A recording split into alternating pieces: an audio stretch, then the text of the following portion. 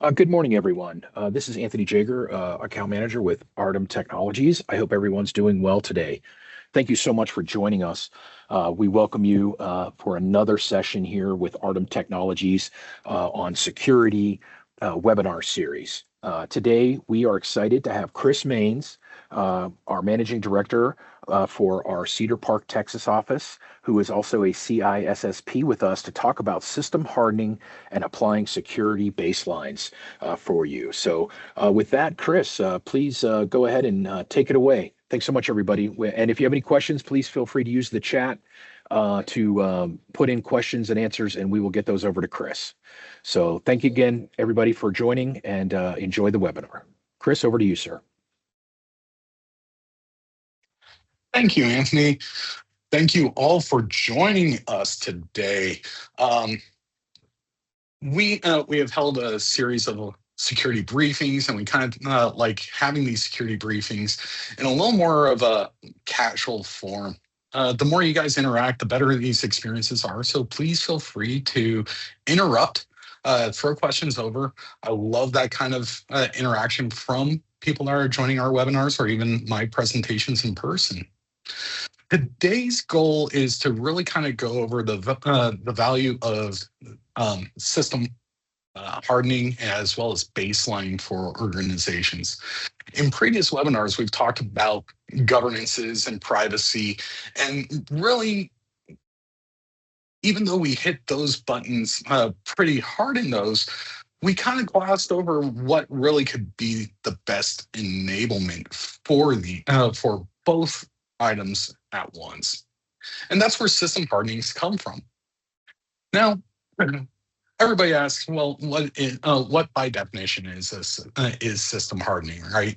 And it's really easy for us to really kind of gloss over it, but at the end of the day, we kind of have to have just a rudimentary understanding of it. And when we start approaching system hardening, where we are always faced with a lot of promises that come from vendors with new security enablements that are within application suites, within new system hardware, everything like that. And they say, yeah, this is our most secure. But at the end of the day, if we don't know how to really use it, we might as well be the Cheeto holding the door closed, right?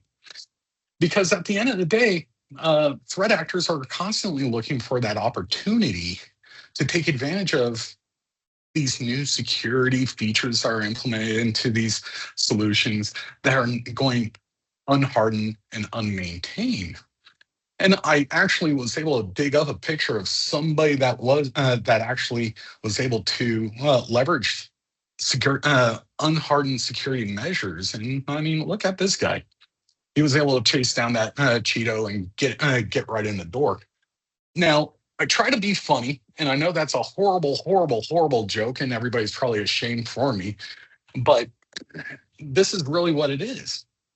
We can look at the new features with our cell phones, with Windows 11, and they're all there. But are we using them appropriately? And then, even if we're not using them, how can we prevent them from being exploited? And that's where system hardening comes in. I like always using little catchphrases here and there, trying to resonate to home. And we are all guilty of it, right? Where it's like, did you remember to lock the side door? Because that's a door that you least use.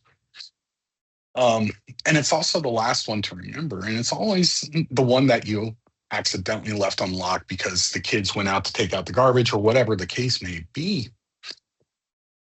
But you forgot about it. You have that door for convenience sake. You have it available for quick in and out for certain little tasks, but at the end of the day, it is still an entry point into your home. So system hardening is a foundational approach to securing systems by reducing your attack surface. You may not necessarily be able to board that door up, but what you can do is you can put in measures to make sure that it is appropriately locked. You're not locking it with a Cheeto. You can make sure that, hey, it doesn't have a deadbolt. Let's put a deadbolt on it, whatever the case may be. System hardening also involves the disablement of unused applications and services. Let's assume that that door isn't really needed and you're never going to need it. And it's actually headed towards an alley that you have people hanging around in. Maybe you want to just build something over it. And that's exactly what system hardening is so that you no longer have to worry about that door being an exposure for you, but instead you have actually boarded it up, you've sheetrocked over it, and you've made sure that nobody can necessarily just walk on through. Now, I catch myself usually about the third or fourth slide in. I'm usually kind of boiling through these pretty quickly because, again, I'm a horrible presenter, but a great speaker, or so I like to think. Before I start moving on to other slides, does anybody have any questions or thoughts or feelings? Or do you just want to curse me out for fun and games?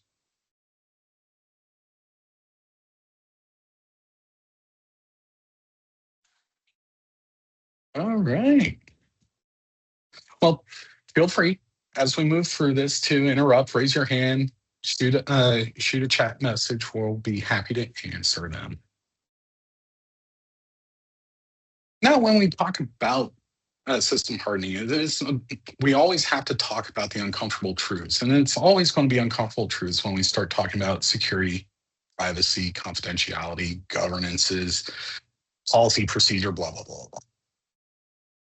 But ultimately, as we start adding more and more capabilities into our ecosystems, whether it's the advent of integrating AI into our organizations, or maybe you're adding a new line of business into your organization, it is incredibly important to recognize the potential blind spots of these.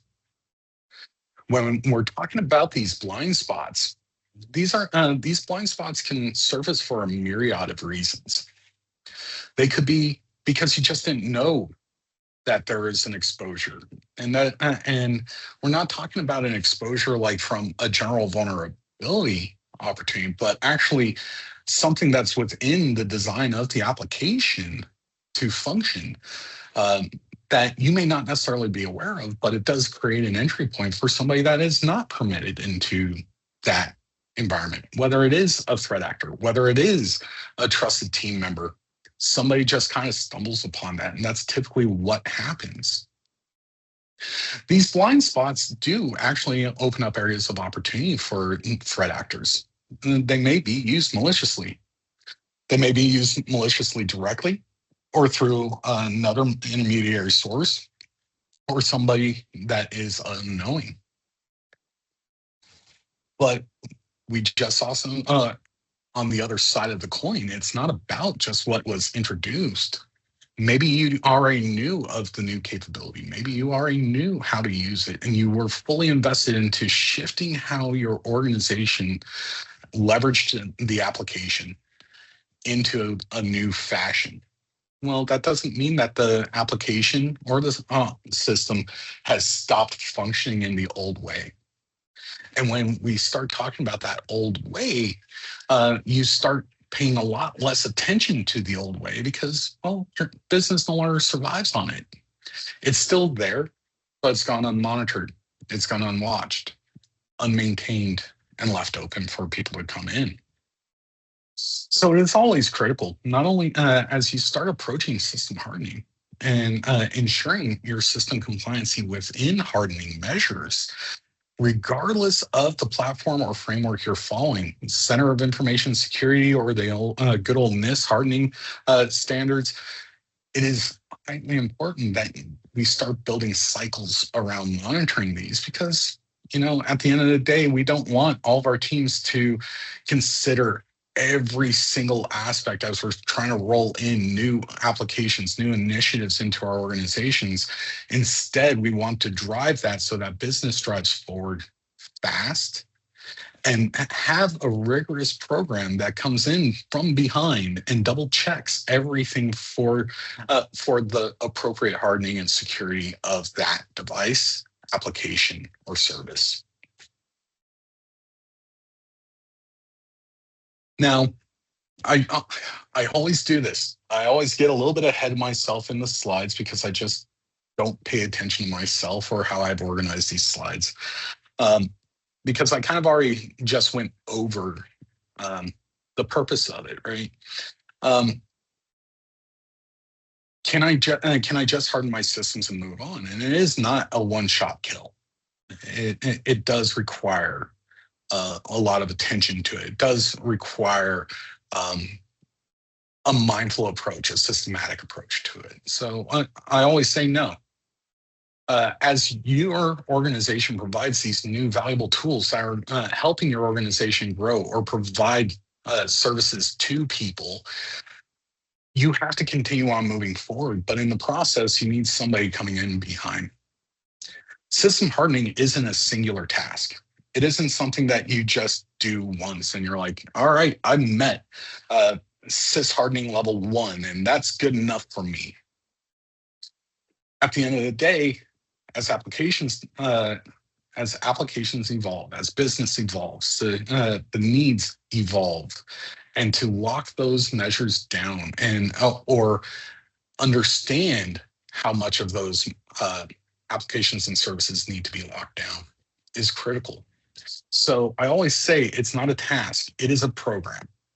It is a program that needs to be invested into with time, sometimes a little bit of capital for things like CIS, Center of Information Security, so that you have access to things like the CIS dashboard, and you have access to the build kits that are associated to make their lives easier to close it down. But beyond that, it does require everybody to start really investing their knowledge in the system for what the organization needs and requires. Chris, excuse me. We have a Yes. question from the chat. Yeah. What is an example of blind spots from previous software? Find some from previous software. That's actually a really good one. Um, Man, I'm trying to think of some really good options. I'll actually kind of go back to a previous life that I lived in. So, and we're talking like 20 years ago, but it's still very valid. I worked for an local insurance broker in Albuquerque, and they were in the middle of a conversion, going from an old version of customer CRM to the newer version. In that, what happened was that we left the previous database needed to be readily available for visibility, and in for visibility and cross-checking. But even having that open and having it tied back to the newer program, which was a capability, allowed for an opening to come in through the SQL Server, the legacy SQL Server. Now, that was never necessarily exploited. Now, we can also kind of expand it a little bit further, and we can look at discussion items that we had in our personal privacy. And there's several class action lawsuits right now centered around Alphabet as well as Apple and Siri eavesdropping. That is a convenience feature that is associated with both of them, right? And allows you to say, hey, Google, turn on my TV, or I'm an Apple guy, so I don't want to wake up the beast. But when you start approaching and you start having that verbal cadence, that means that the speaker and the mic is always listening. Well, they weren't just waiting to. They were listening for those two words, whether it's "Hey Google" or "Hey SIRI." They were listening and recording and sending that information up for data analysis. Now that was a new-ish feature at one point in our lives, but what they didn't do was the possessor of the device didn't actually tell the device to either not listen, not shorten the amount of time of listening before, and where it held that information. And that was all undisclosed by the vendor because they didn't think that it was necessarily a fear. However, at the end of the day, Alphabet is now in a lawsuit. Apple is now in a lawsuit because that information wasn't actually timing, wasn't actually deleting that information because it was a capability in place, and they also did not disclose directly to the public, almost like the health warnings that we get on food labels. They weren't disclosing up front what the dangers were or what the activity was at the application level. I hope that answered your question.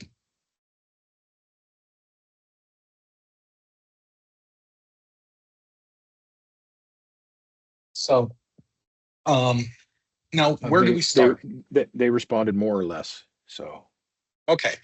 Um, and I'm happy to try to expand on it. Maybe at the end we can just open up mics and allow people to speak. It's a lot easier for us to have dialogue too.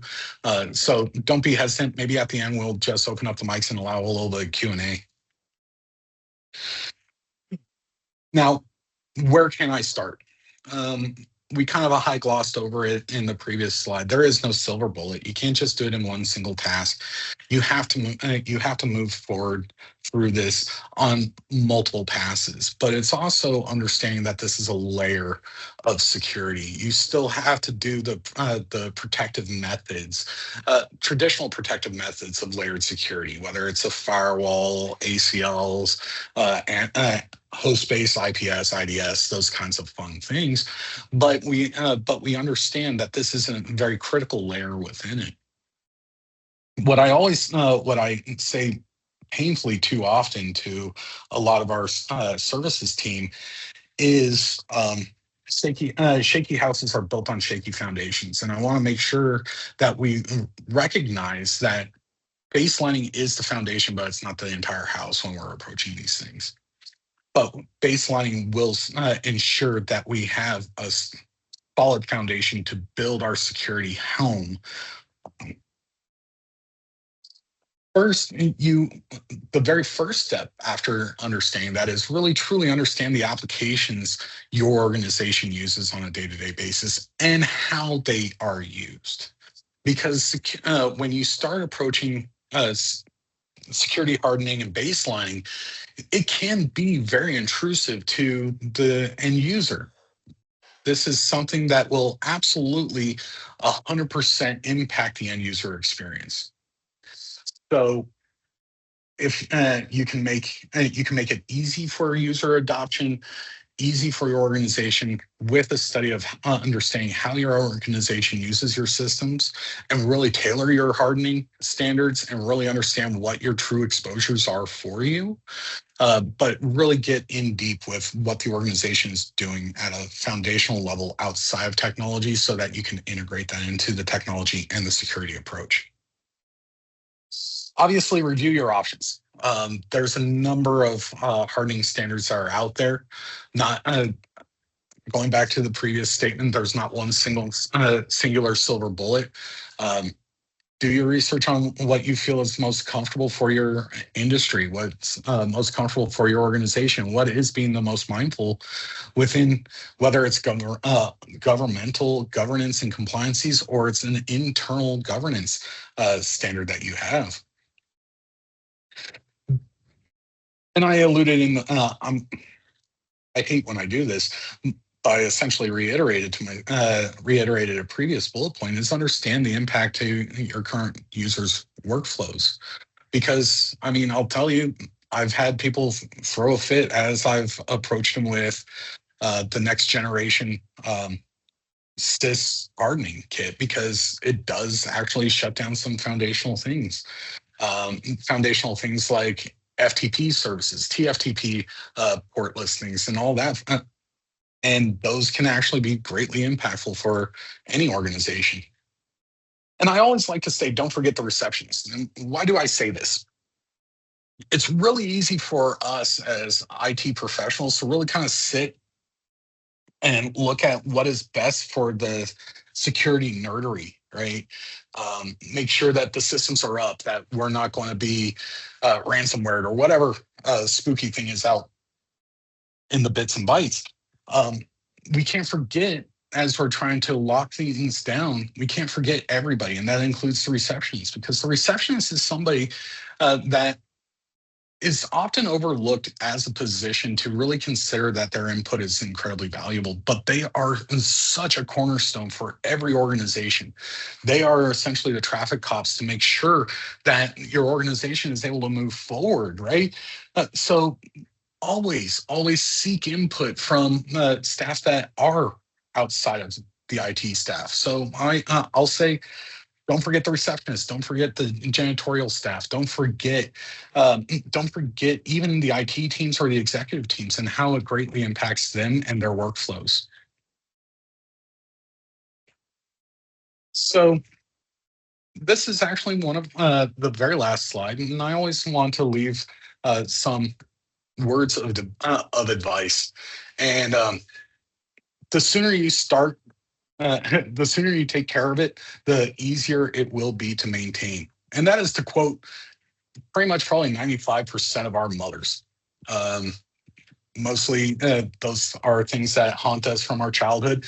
But like when we were being nagged to clean up our room, and we find out that once we clean up our room, it's a lot easier to maintain it, similar to security baseline. Sooner you get on it, the sooner the upkeep happens and a lot easier the life cycle is. Another item that we also need to consider, and oops, I just went a little too far. I apologize.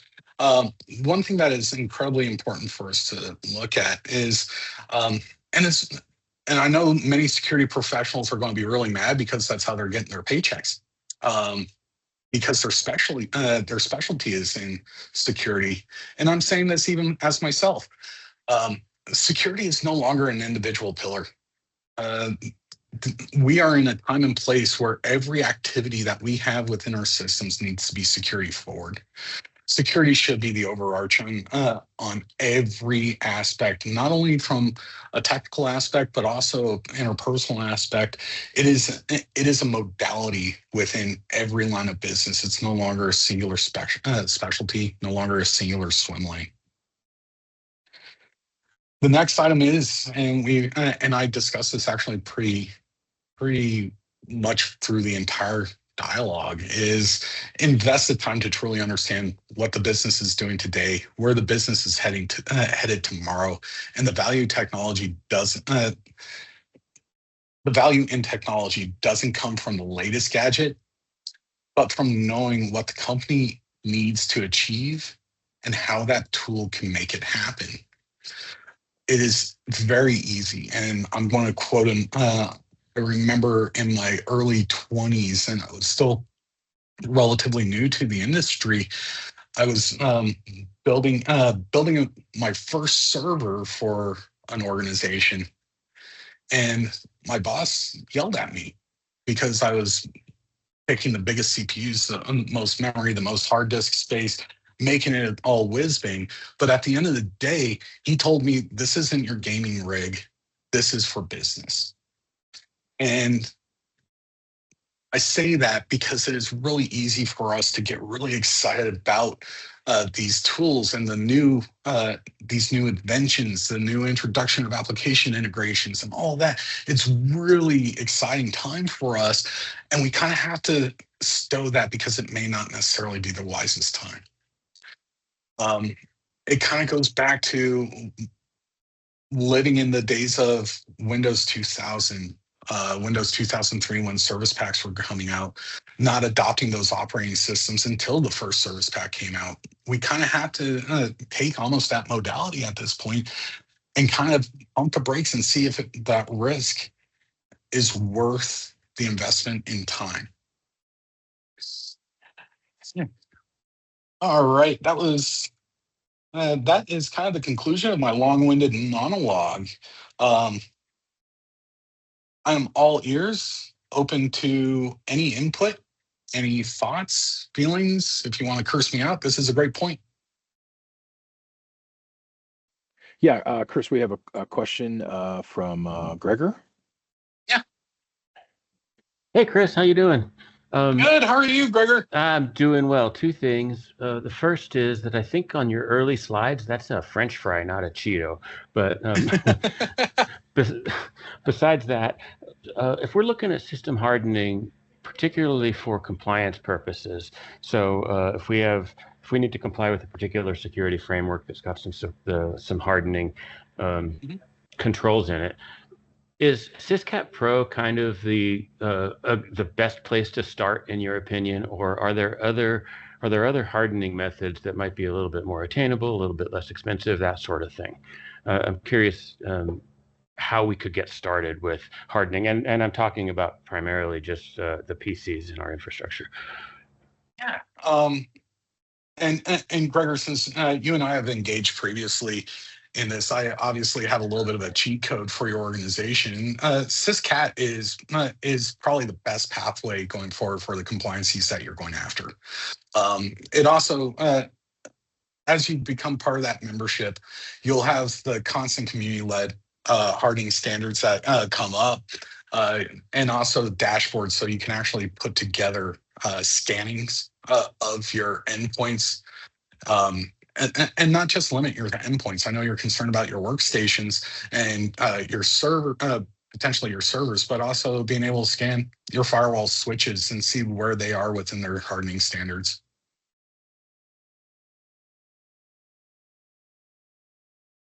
Thank you. That's kind of what I figured, but I just wanted to hear it from you. Appreciate it. Appreciate you. Chris, we have a question now from Christopher Barnes. Christopher, please go ahead. Hello, sir. My question is fairly simple. You're talking about establishing baselines. What do you use to rank or what would you recommend to use to rank your risk assessments? Like I know that I see NIST does a scale of 1 to 5, and then CISA does a green to red with a various myriad of colors between. What do you use to rank yours, and which modality, or I guess method, would you use? So that one, since I'm on the integrator side, it's kind of a slippery question, right? Because as I approach it, I have to approach each individual customer in a modality that fits them best. However, I will say that I never feel very satisfied with the 1 through 5 scale. I never really feel necessarily satisfied with the red, yellow, green approach. But what I have found to be the most beneficial when I'm approaching it is the scale of 1 to 100%. And then if you need to break that down, then every 20% you can break it down to the 1 through 5 scale, or you can break it down to the red, yellow, green approach based on where they score within that 0 to 100% ideology. Now, when we're talking about like risk assessments specifically, and we're associating risk assessments, anytime that I'm doing a risk assessment with PCI or HIPAA or any organization that has an overarching compliancy model, I'll be folding those risk models into a calculation. Then I'll run it. My personal favorite is Syscat. So when I also look at their hardening standards, I'll use both all of those pieces together to come up with essentially a grade point average, and then I can associate based on how the customer digests it one of the 2 stated models or 3 stated models. I hope that answered your question. Yes, you're using the same approach as I do, which is kind of like a what do they call it? What's a fancy word? A holistic approach. Yes. There you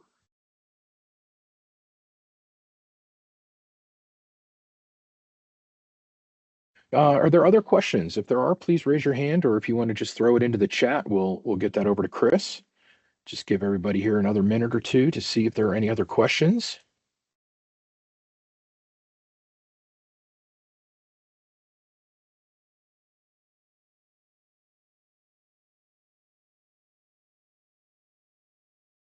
Well, Chris, I'm not seeing anything, so I think that that will wrap us up here today. And Folks, we really appreciate you taking the time to join us. We enjoy putting these webinars on for you, and we appreciate your time that you spend with us in order for us to provide information to you. And if there's anything that you need, please do not hesitate to reach out to your Ardham account manager, and we will be very happy to assist you with any type of questions or concerns that we could address for you. So thanks again, everybody. Really appreciate it. And we hope everyone has a wonderful, safe, and happy holiday. Oh, wait, Renee, do you have something? Oh, I see a last question pop up in the chat. Oh, I'm sorry. I didn't even see that. My apologies. Thank you. What is your opinion, Chris, of AI and how it will play a role in future security? Oh boy. Oh boy. This one's a fun one for me. As we're approaching AI, it is very important to note a number of things. It is still relatively unregulated and unpoliced, with very few guardrails around it. When approaching AI, we can really focus energy on essentially the big three: OpenAI, Google Gemini, and then obviously Microsoft. As we are approaching those big threes, they have very sizable data lakes, and they are always targets, which means that they have singular attack surfaces that can exploit into a multitude of different ways. Now, that doesn't mean that any of those guys don't provide the opportunity to potentially harden the accounts as you're approaching those online services. And you do have the capabilities to do that, to really kind of protect your own individualized tenants. Now, with that being said, I always caution organizations as they're approaching AI to come from a very learned place and an understanding place as they're putting data into that, and also being very mindful to monitoring that. The integration to AI, and this was actually a discussion that was had yesterday during a presentation and a seminar that we were at, was we are going to get to a point where AI is going to be a necessity for business. And we're already starting to show that as leading traits to it. So when we're actually going into AI and approaching AI, one, we have to do our due diligences to harden the tenants that we're using in those communal AIs. If they're on-prem, obviously you can follow the same rules for the on-prem AI bots. However, not all of us can afford the multi-millions of dollars that are needed for these computes.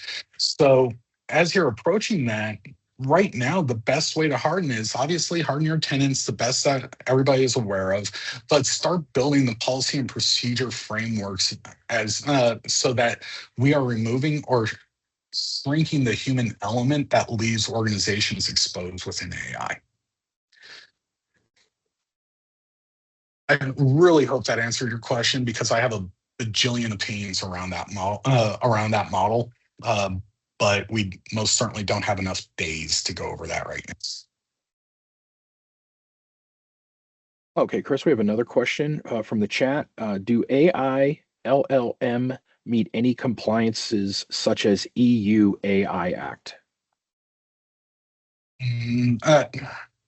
Not really. That was also a discussion that was held yesterday, is that there really aren't any, there's really not any guardrails. And right now they're from a federal level, they're trying to protect it for the next 5 to 10 years, potentially, to allow AI to become the front runner.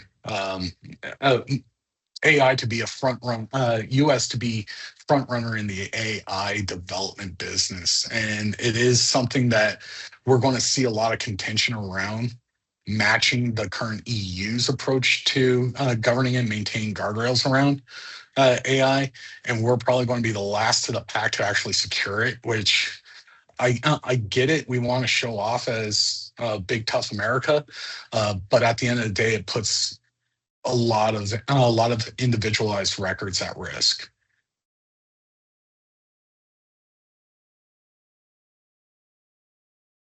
Okay, hopefully that answered that question. I'm just looking through here just to see if anybody else has raised their hand. Thank you, Colton. Does anyone else have a further question? Just, want to make sure that we address everyone's needs.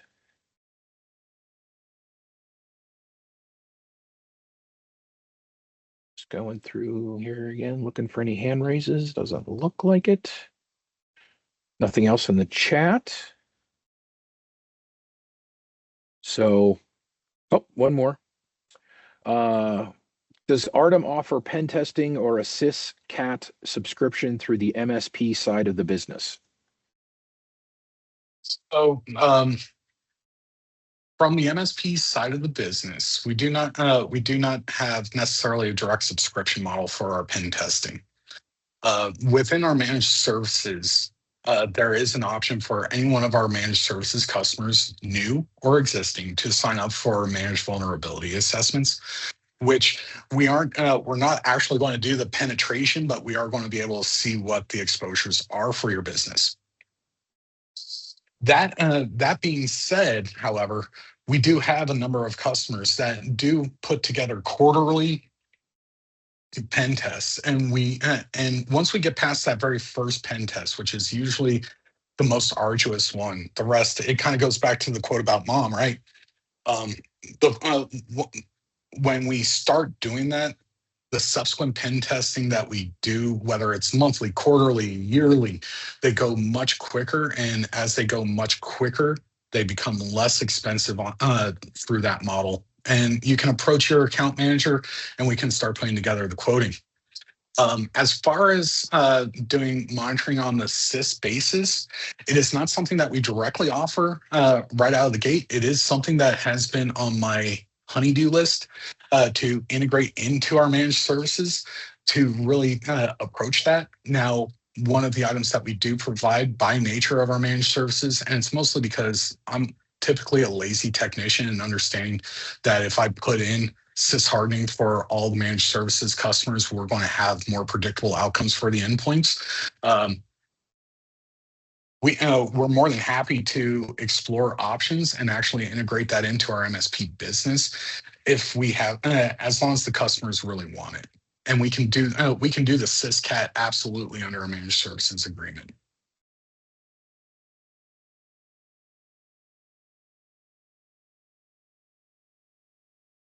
Did that address your question properly, Blake? Perfect. Excellent. Great. Okay. Going through here again. Any other questions? We really appreciate it. Like I said, we appreciate your time and the interaction. We really enjoy providing this and look forward to offering more of these in the future for you. So if there's nothing else from anyone gone, I guess we will go ahead and end the call and the webinar. Chris, thank you so much. Really appreciate your time and expertise, sir. And again, thank you everyone for attending. If you need any questions, answers, if you have anything that we can assist you with, please do not hesitate. Just reach out to the team here at Ardham, and we will be more than happy to get some discussion going.